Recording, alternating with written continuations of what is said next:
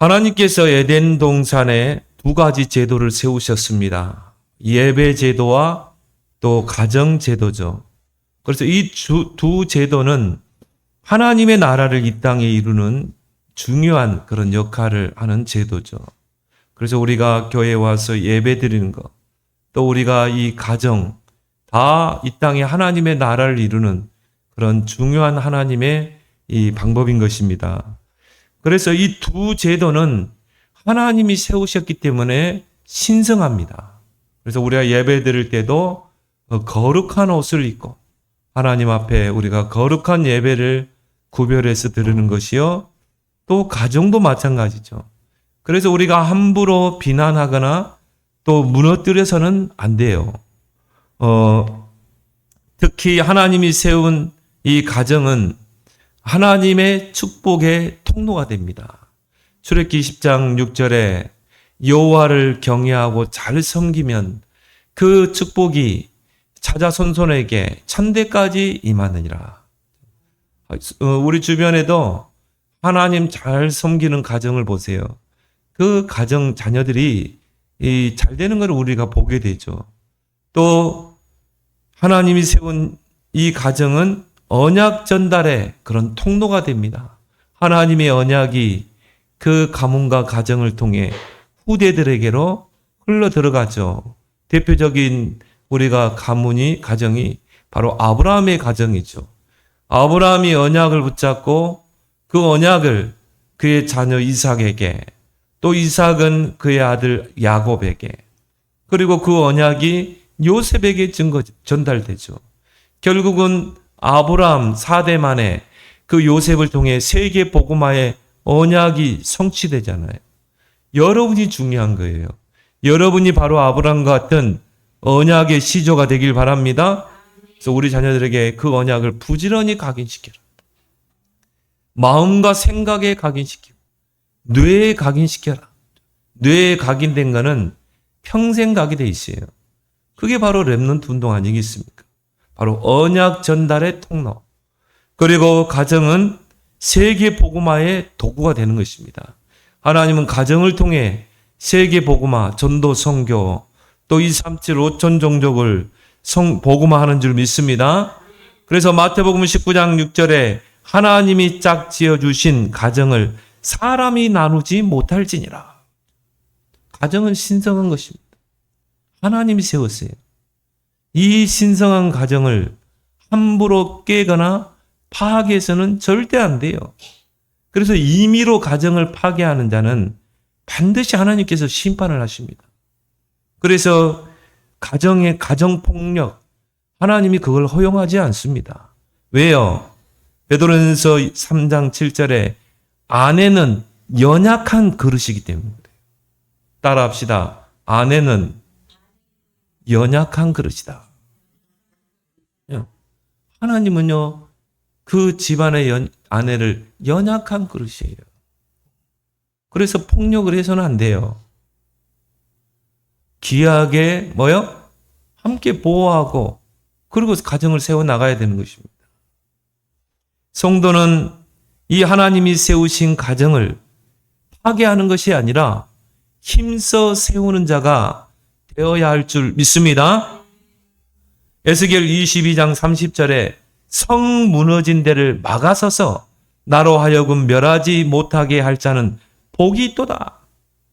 성이 무너지지 않도록 거기서 막아서 해야 돼요.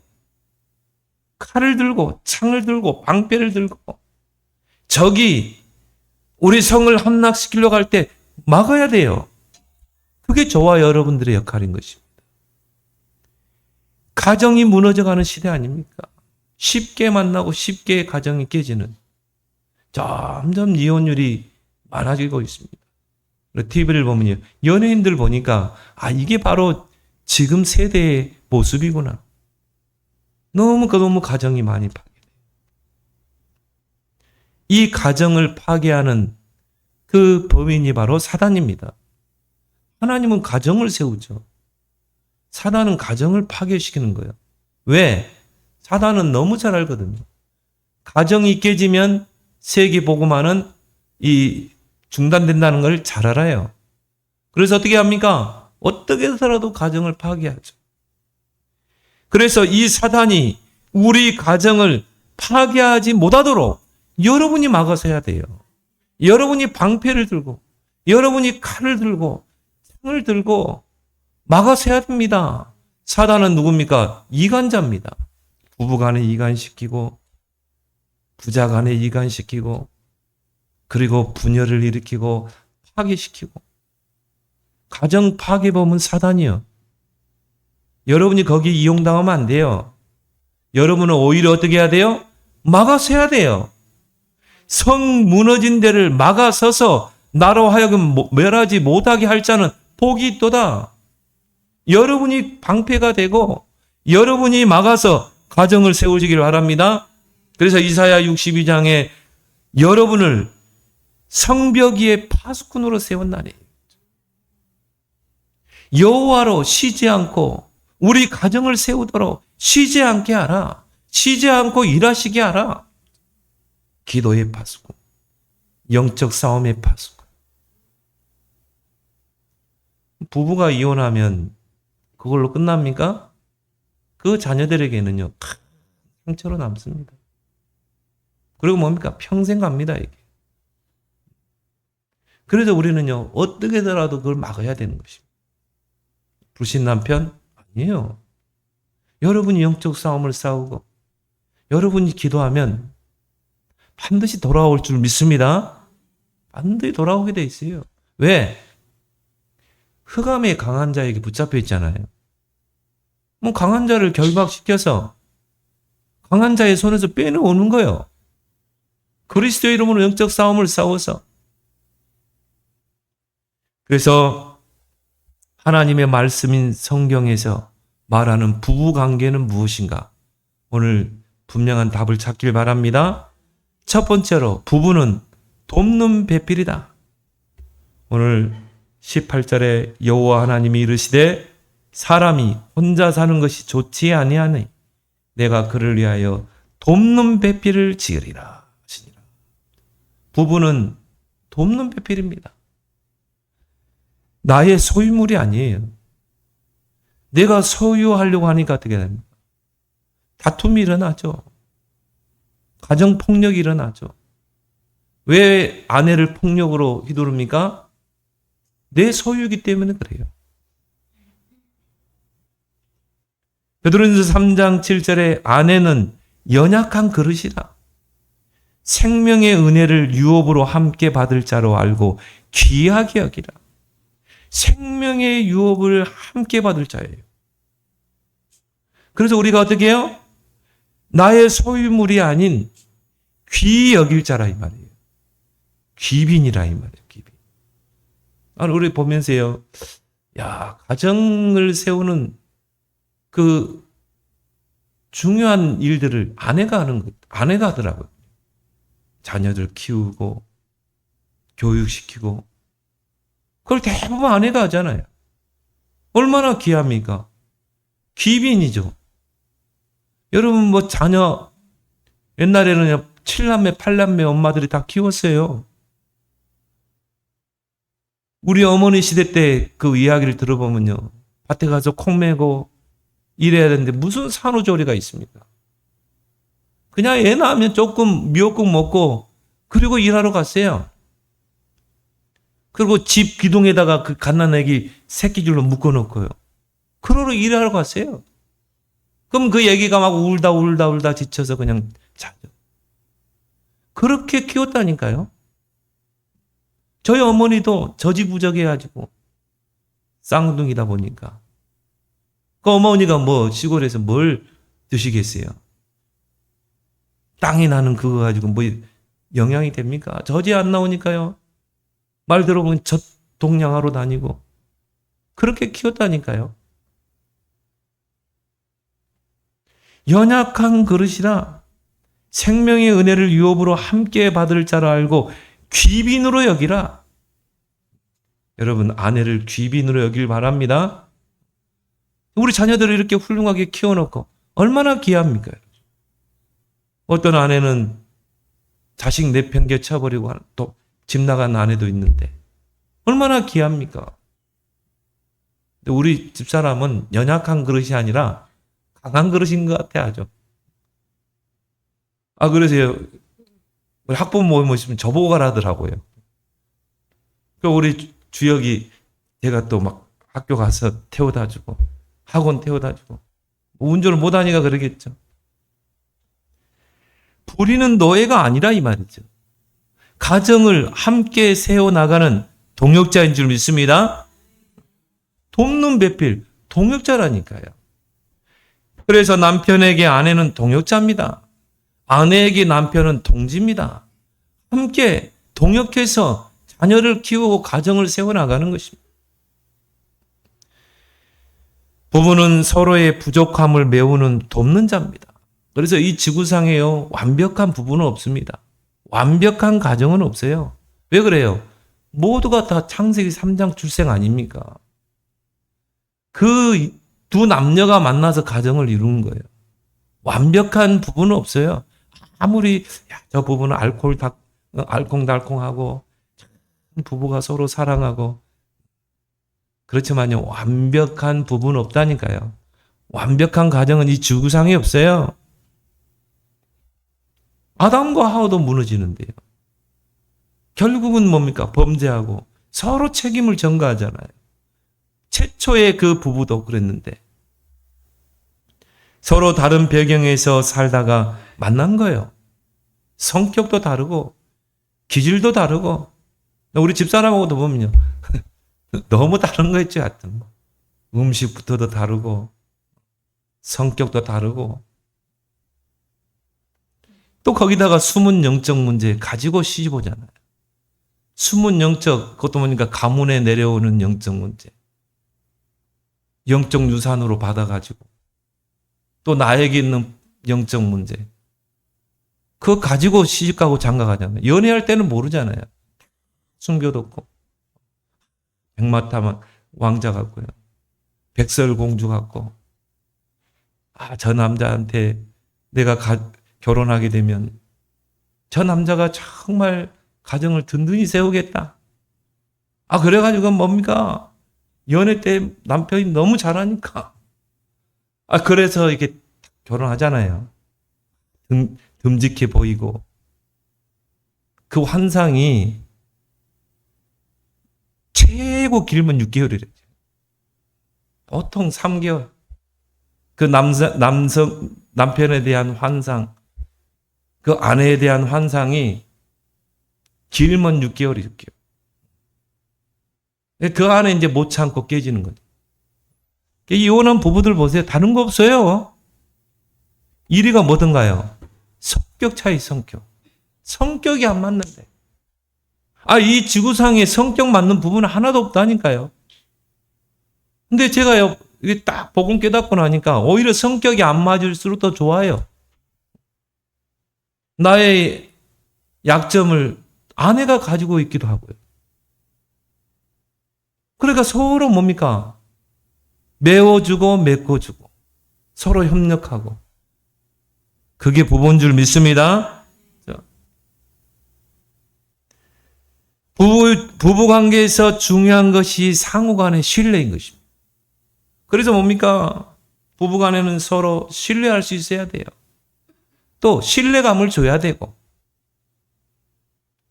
근데 왜 우리가 의처증, 의부증이 있습니까? 그럼 부부관계에 이미 신뢰가 깨지고 금이 가고 있다는 거거든요. 그러니까 의처증, 의부증이 생길 수밖에 없는 거죠. 그런 것들이 오래되면 이제 점점 뭡니까? 골이 깊어지죠. 거기에 사단이 개입하게 되죠. 이미 신뢰가 금이 간 거죠. 그래서 성경에서는 부부를 서로 돕는 배필이다. 그래서 서로를 귀하게 여겨야 될 줄 믿습니다. 두 번째로 부부는 뼈 중에 뼈요 살 중에 살이다. 오늘 23절에 보니까요.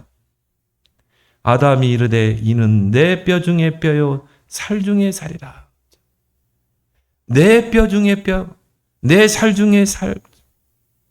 그래서 우리 신체에서 이 뼈와 살은 우리 몸을 지탱하고 또 움직이게 하는데 필수적인 거죠.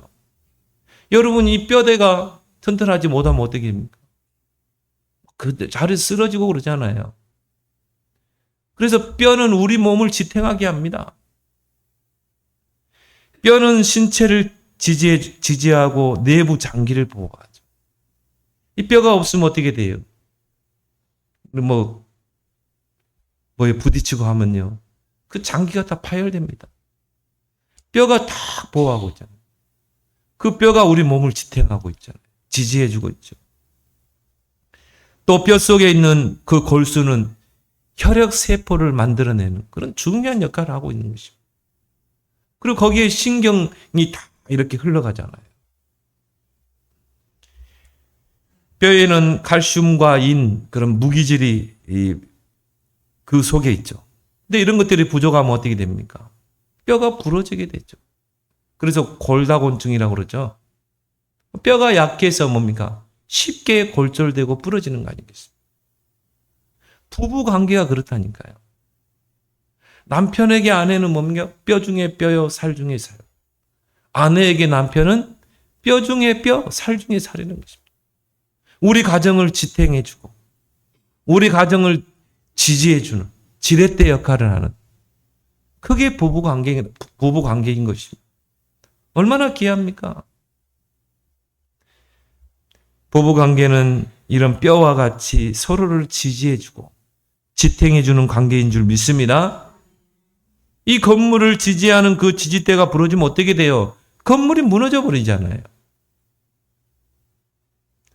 그래서 부부 관계가 이렇게 서로를 지지해주고 지탱해주고, 부부 관계가 건강할 때 가정도 건강해지고 자녀들도 정서적으로 건강하게 커가는 것입니다. 그래서 바울은 교회를 우리 몸의 신체로 표현했어요. 머리와 몸과 그 몸에 붙어있는 여러 가지 지체, 그걸로 교회를 이야기했다니까요. 그래서 머리 따로 몸 따로 있지 않잖아요. 그죠? 머리와 몸과 거기에 붙어있는 손, 발, 모든 것은 다 유기체적으로 서로 연결되고 연합되고 이 하나로 되어 있는 것입니다. 머리 따로, 몸 따로, 손 따로, 발 따로가 아니라 이 말이죠. 내가 이 물건 하나 집을 때에도요, 모든 지체가 여기에 다 집중하게 되어 있어요. 자, 눈은 거리를 조정해야 되죠. 거리를 조정해 줘야 내가 손을 뻗을 거 아니겠습니까? 그리고 이 물건을 집을 때는 나의 모든 뼈와 근육과 신경이 같이 움직여줘야 되는 것입니다. 그리고 손마디마디의 그런 관절이 다 같이 움직여줘야 되는 거예요. 이 물건 하나 집는 데에도 우리의 모든 신체가 유기체적으로 함께 집중하게 되는 것입니다. 그게 바로 교회인 거예요. 그래서 교회 안에는 뭡니까? 교회의 머리는 그리스도. 그리고 교회는 그리스도의 몸. 그리고 교회 안에는 여러 지체가 있죠. 목사님이 있고 장로님이 있고 또 안수 집사님이 있고 또 집사님들, 권사님들이 있고 또 기관들이 있고, 이게 우리의 몸에 붙은 모든 그 지체와 같은 것입니다. 그런 것들이 결국 뭡니까? 교회를 든든하게 세워져 가는 것입니다. 그래서 목회자는 목사님은 목사님으로서의 그 역할이 있고요. 장로님, 중직자들, 장로님, 또 안수집사님, 권사님들은 중직자로서의 교회 역할이, 교회를 섬기는 역할이 있고, 또 서리집사들은 서리집사대로 그 역할이 있고, 그렇게 해서 교회를 든든하게 건강하게 세워나가는 것처럼 가정도 마찬가지라 이 말이죠. 특히 부부관계도 마찬가지예요. 부부 상호 간에 서로 도와주고 도움을 받고, 그렇게 해서 뭡니까? 가정을 함께 세워나가는 것이에요. 그래서 요즘 각방 쓰는 부부가요 많다고 그래요. 저는 그럽니다. 되도록이면 각방을 쓰지 마라. 어떤 목사님이 그런 이야기 하더라고요. 목사님들은 사모님들과 좀 거리를 둬야 된대. 어디 갈 때도 사모님 붙여서 가지 말라고. 저는 그거 틀렸다고 보거든요. 왜? 그런 분들이 다 바람나더라고. 다윗도 그랬잖아요. 다윗도 결국 불륜을 저지르잖아요. 물론 하나님 앞에 참회하고 제 위에 눈물로 회개하고 돌아왔지만 하나님은 우리 아까 교동문 했던 것처럼 인자하심이 넘친 분이에요. 거기도 돌이키고 오면 하나님이 다시 세우십니다. 제가 아는 목사님이 제가 부격절 했을 때 이분은 보니까 사모님을 멀리해. 아니나 다를까 이게 뭔가 문제가 있거든. 그분이 회복되는데요. 사모님 앞에 무릎 꿇고 용서 빌고 교인들 앞에 정말 자기의 잘못을 이야기하고 지금 목회 잘하고 계셔요. 거기서 유턴했거든. 각방 쓰지 말기 바랍니다. 그러면 뭔가 이 사단이 개입하게 되는 것입니다. 그래서 바울은 권면합니다. 고린도전서 7장 5절에 서로 각방 쓰지 말라. 다만 기도할 틈을 얻기 위하여 합의상 얼마 동안은 하되 다시 합하라. 이는 사탄이 너희를 시험하지 못하게 하랴. 어떤 분은 그게 편하대. 목사님도 그러더라니까요. 그게 편하대. 서로 신경 쓰지 않고 또 자기 일을 할 수 있고. 근데 이거 성경적이 아닙니다. 반드시 여기 사단이 틈탈 수 있어요. 그래서 정말 여러분에게 아내와 남편은 뼈 중에 뼈요. 살 중에 살이라. 그 뼈가 살 중에 신체에 붙어 있잖아요. 그리고 유기체적으로 결합되어 있고 그 뼈가 몸을 지탱하는 것처럼 지지하는 것처럼 부부는 바로 그런 관계인 줄 믿습니다. 세 번째 뭡니까? 부부는 한 몸이다. 오늘 24절에 말하고 있습니다. 이러므로 남자가 부모를 떠나 그의 아내와 합하여 둘이 한 몸을 이룰지니라. 한 몸을 이룰지니라. 부부가 한 몸을 이루려면 어떻게 해야 됩니까? 부모를 떠나야 돼요. 부모를 떠나서 이제 뭡니까? 한 가정을 이루는 거잖아요. 그래서 부부가 한 가정을 이루는데도 불구하고 독립하지 못하고 부모를 의지하면 되겠습니까? 오히려 부모를 도와야지. 그래서 우리 가정사에 일어나는 모든 문제, 어려움들을 부부가 스스로 헤쳐나가야 돼요. 그런데 거기에는 한계가 있잖아요. 그렇기 때문에 우리가 하나님을 의지하는 것입니다. 그래서 우리가 하나님을 우리 가정의 주인으로 모시는 것입니다. 하나님이 도와주시도록. 우리 부부가 연약해서 할 수 없는 그 일을 하나님이 도와주시도록. 그래서 가장 이상적인 부부는 뭡니까? 물론 부부가 둘이 손잡고 얼굴을 바라보고 눈을 아이 컨택을 하고 해야 되지만 부부가 손을 잡고 하나님을 바라보고 하나님께 기도하는 가장 이상적인 가정인 줄 믿습니다. 왜? 우리 가정을 세우실 분은 하나님이기 때문에. 그래서 하나님을 우리 가정의 주인으로 삼으라. 하나님으로 도움을 구하라. 그러면 하나님이 우리 가정을 세우셨음을 인정해야 돼요. 우연이라는 게 없어요. 특히 하나님의 자녀에게. 하나님의 자녀가 우연이 있습니까?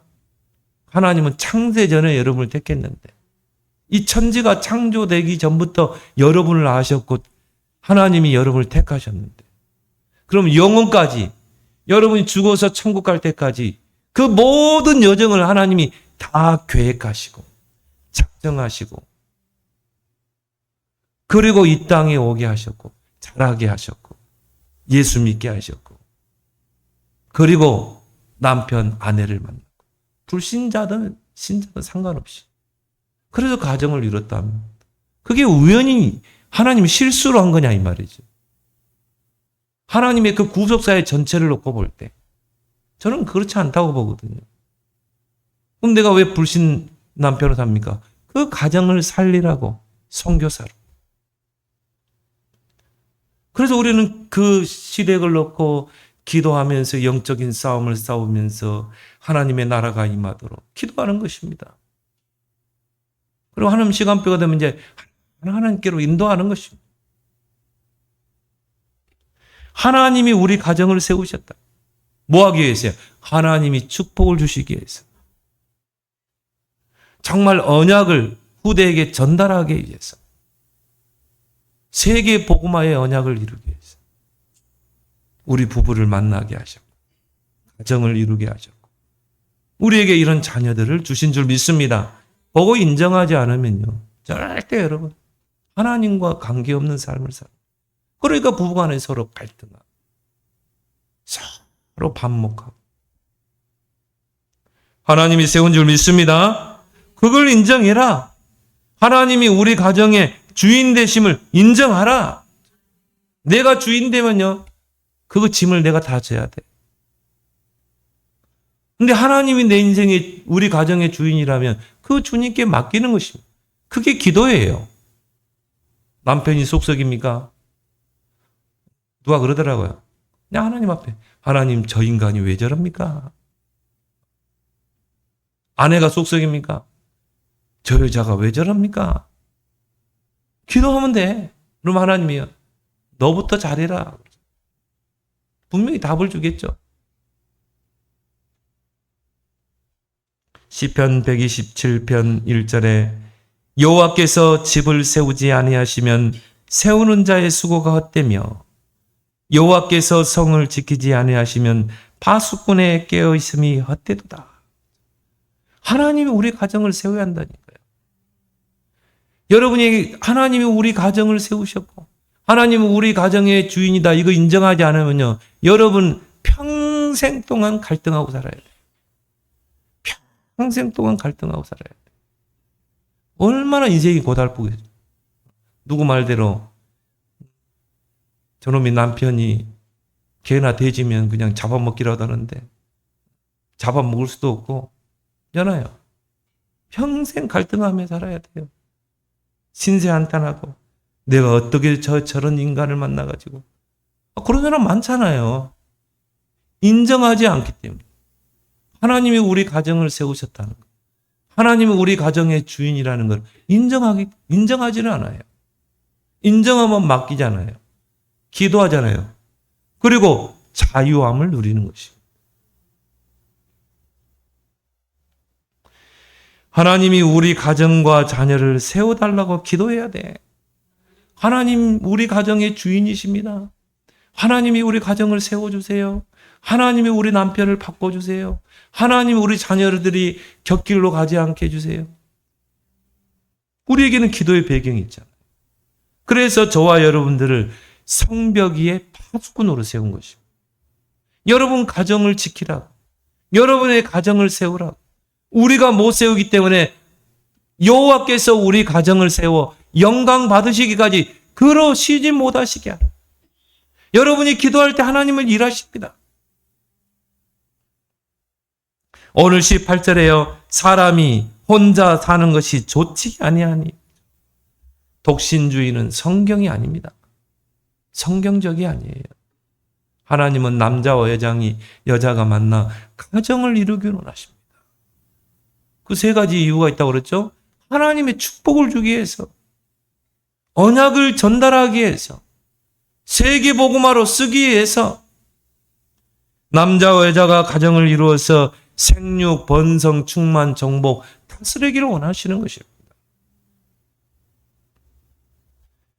창세기 22장 17절에 내가 내게 큰 복을 주고 내 씨가 크게 번성하여 하늘의 별 바닷가의 모래와 같게 하리니 내 씨가 그 대적의 성문을 차지하라. 하나님은 남자 여자가 가정을 이루어서 언약 안에서 가정을 이루고 크게 번성하기로 합니다. 그래서요, 정말 언약 가진 그 자녀가 태어나면요, 얼마나 큰 복입니까? 그 자녀들이 나중에 커서 요셉 같은 다윗 같은 인물이 됐는데. 그래서 하나님은요, 크게 번성하여 그렇게 해서 하나님께 맡기고 기도하면서 우리 자녀들을 서밋으로 키워드릴 줄 믿습니다. 잠언 17장 1절에 마른 떡 한 조각만 있고도 화목하는 것이 제육이 집에 가득하고도 다투는 것보다 나으니라. 그래서 우리가 이런 말 많이 하죠. 저 부부는 금실이 좋다. 그 금실이란 말이요, 검은고와 비파를 말합니다. 금실. 그 검은고와 비파가 함께 연주하면 어떻게 됩니까? 아름다운 화음을 낼 수 있죠. 그래서 듣는 사람이 기분을 좋게 하잖아요. 그게 금실이라는 말이에요. 부부간의 이런 조화와 화목을 통해서 아름다운 가정, 건강한 가정으로 세워져 나가기를 하나님 원하시는 것입니다. 여기에는 희생이 필요해요. 우리 가정이 다툼이 없고 분쟁이 없고 서로 조화를 이루고 화목을 이루고 화목을 이루려면 나의 희생이 필요한 거죠. 때로는 속썩인 남편이 있습니까? 나의 희생이 필요하다. 나의 섬김이 필요하다. 나의 기꺼운 헌신이 필요하다. 그걸 통해 어떻게 돼요? 부부간의 가정에서는 조화가 이루어지고 화목을 이루게 되고 그리고 금실이 좋게 되는 줄 믿습니다. 그거 없이는요, 안 되게 됩니다. 나만 주장한다. 절대 안 됩니다. 그래서 그리스도를 본받아라는 것입니다. 그리스도의 그 희생, 그 헌신, 섬김을. 너희 안에 이 마음을 품으라. 그리스도 예수의 마음입니다. 여러분이 그리스도 예수의 마음으로 여러분 남편, 여러분의 아내, 여러분의 자녀를요, 정말 희생하고 섬기고 해보세요. 그 속에서 조화가 이루어지고 하모니가 이루어지고 화목이 이루어지는 줄 믿습니다. 그래서 우리가 기도가 필요한 거죠. 하나님이 우리 남편을 세워달라고. 하나님이 우리 아내를 세워주고 자녀를 세워달라고. 속썩이는 자녀도 마찬가지입니다. 결론적으로 건강한 부부관계를 통해서 건강한 가정이 세워지고 또 자녀들이 건강하게 성장하게 되는 것입니다. 이것이 바로 에덴 동산에 가정을 세우신 그 하나님의 목적이요 의도인 줄 믿습니다. 그게 가정이에요. 그래서 여러분이 정말 5월 가정의 달은 아니지만 우리가 이 언약의 흐름 속에 한 주간 동안 이 가정이 얼마나 소중한지 여러분이 가정을 든든히 세우는 사명자들 되길 바랍니다. 하나님 은혜를 고맙고 감사합니다. 하나님은 사람을 위하여 하나님이 지으신 그 사람을 위해 에덴 동산을 창설하시고 거기에 예배 제도, 가정 제도를 세우셔서 이 땅에 하나님의 나라를 이루는 그 일을 지금도 수행하고 계시는 줄 믿습니다. 특히나 부부가 만나 가정을 이루어서 하나님의 축복을 전달하고 언약을 후대에게 전달하고 세계복음화의 도구로 가정을 세우신 줄 믿습니다. 그 가정을 세우신 하나님의 목적과 의도를 잘 파악하게 하시고 부부는 소유물이 아니고 노예가 아니고 돕는 배필이요 또 뼈 중에 뼈요 살 중에 살로 정말 서로 지지해주고 지탱해주는 그런 버팀목이라는 것을 알고 또 부부는 한 몸이라는 것을 알고 나의 희생과 섬김과 헌신을 통해 정말 비파와 또 검은고가 하모니를 이루어서 조화를 이루어서 금실이 좋은 부부, 금실이 좋은 가정이 되듯이 이제 그런 헌신과 희생을 통해 가정을 세우는 저들이 다 되게 하여 주옵소서. 예수님의 이름으로 기도합나이다. 아멘.